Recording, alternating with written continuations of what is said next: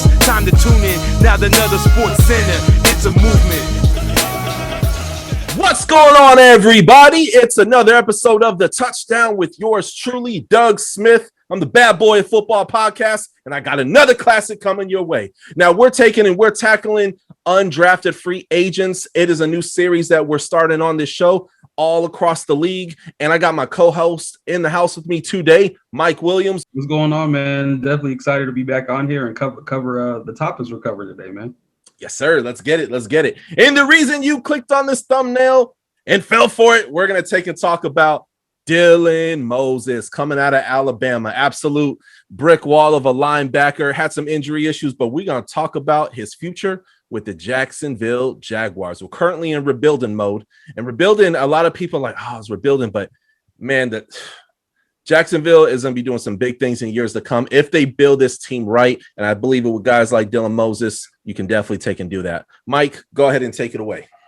Yeah, man. So I feel like the reason we kind of know Dylan Moses went undrafted, but I feel like the reason he went undrafted, obviously injuries. But this is the thing. He definitely missed his whole junior season. Again, some of these things you can't shake, but he played through a lot of injuries his entire career. And we always hear coaches say, hey, we want guys that are tough that are going to push through it. He pushed through it. And him pushing through these injuries like last season, again, he didn't put up the stats I think he could have. His potential, coming out of college or coming out of high school was the number one recruit in the country. Najee Harris was like right behind him. So Alabama doing what they do as far as recruiting goes. And I don't think he ever got to put it together because injuries did derail his development, but I definitely didn't expect him to go undrafted. I thought, maybe he'd go late rounds, like 5 through 7 somewhere. I thought he'd maybe go 5, like pretty comfortably. But I guess we don't get to see people's medical records, so the teams didn't like something. But man, I think him specifically being on the Jaguars, they got, Miles Jack and then Joe Sherbert.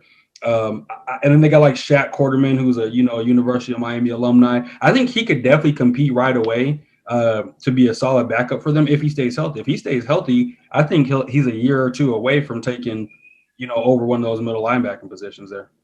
Absolutely. And having that year to take in kind of feel things out. I mean, number one, and you mentioned a good point. He played through injuries. He didn't just sit on the sideline like, oh man, draft is coming. No, he was a soldier. And that's exactly what the Jacksonville Jaguars need. It's almost like Miles Jack. I don't know if you remember with Miles Jack. He's been in the league 5 years now, ballpark, roughly in that area. And his he had an injury. And he went from being a top 10 pick and he slid a little bit. He slid a lot of bit, but he ended up on the Jacksonville Jaguars. And you see how that turned out. I mean, the doctors in the NFL are not the doctors of 1993. Right. They're not even the doctors of 2002. You know what I mean? I think a lot of stuff changed when Adrian Peterson, if you remember, he tore his ACL and he's like, he's done. And the dude came back with vengeance. Okay. Now, obviously, he seems to be doing pretty well now, Dylan Moses. But I mean, you got Joe Cullen as your defensive coordinator, and he has a lot to work with here. And you have a guy like Dylan Moses on there who is young, hungry, could work through pain. Definitely a good thing there. Now, what do you think are some things that he takes and brings to the table that maybe not your average NFL linebacker takes and has?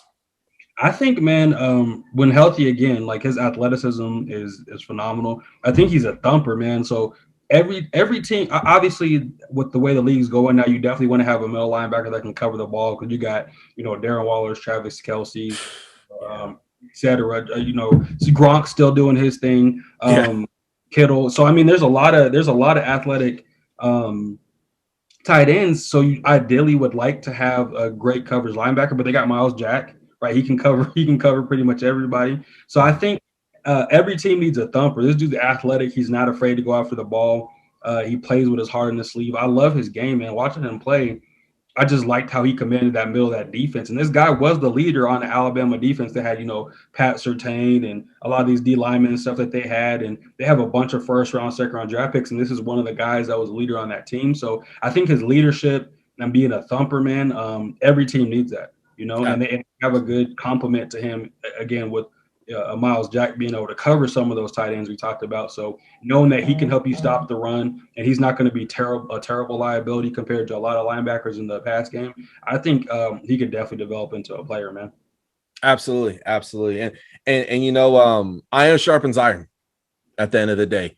Not plastic, not wood, iron. And he has a lot of iron around him in that Jacksonville. And I could see them being called Jacksonville Jaguars very, very soon again. So, and you look at that, you know, you think about, man, 3-4 years ago, wasn't that long ago that they were in the AFC competing for the Super Bowl. You know what I mean? And then just they had a complete collapse of their organization. So I believe that when they build this team, it's going to be built the correct way. There's going to be some mistakes along the way. Obviously, Urban Meyer, first time being an NFL coach. I mean, there's going to be mistakes, but I'm liking what I'm seeing so far. I know, like, oh, Tebow, oh my God. Like, dude, you're going to have a culture leader and a guy like him. You know, you got Trevor Lawrence as your quarterback. You know what I mean? He's like too calm to the point where it kind of freaks people out a little bit. He's like, yeah, bro, you know, it's all good, man. You know, like he probably doesn't talk. Reminds me of Sunshine from Remember the Titans, man. Like he's just a chill, laid back vibe. You know what I'm saying? The long hair and all that stuff. But like Sunshine. But something you mentioned, man, was like that locker room and the fact that Miles Jack went through some injuries like that. I think, and their medical staff is pretty good. So I think having that to rely on, you know, he could talk to Miles Jack like, hey, what was your rehab like? And I think that can help him, you know, get over some of these injuries. And we've seen players in college where they didn't hit their full potential because of injuries. They got with a good organization that gave them some patience and some good rehab, and they came to the league and beasted. You know, like Frank Gore had that terrible knee injury just like Adrian Peterson did. And he came back and balled out, you know what I'm saying? And we see players every year that tear their ACL, tear their pec, do something that have happened to me or you. We'd be like, hey, we're down for a while. And they come back and they're elite. So I think if he just has really a good solid year to learn the system and get healthy, man, that's going to be a very dangerous defense, you know? Absolutely. Absolutely. Well, Mike, thank you so much for dropping those gems on the good people of Touchdown Nation. And for all you guys, that's another episode of the Touchdown with Doug Smith. If you agree with us, disagree with us, please go down below in the comment section. Let's have a discussion. I try to comment. I try to write everybody back. So you guys already know what it is. People who regularly watch the show. Make sure you guys go ahead and hit subscribe. That helps the channel take and grow. Hit that like button if you liked it. If not, all good. And then also as well, hit that bell. That lets you know that, hey, a new episode came out. I cover the whole entire NFL, not just the Jacksonville Jaguars. But if you want more stuff like this, go ahead, stay tuned. In the meantime, I'll catch y'all later. Peace. Time to tune in. Now another sports center. It's a movement.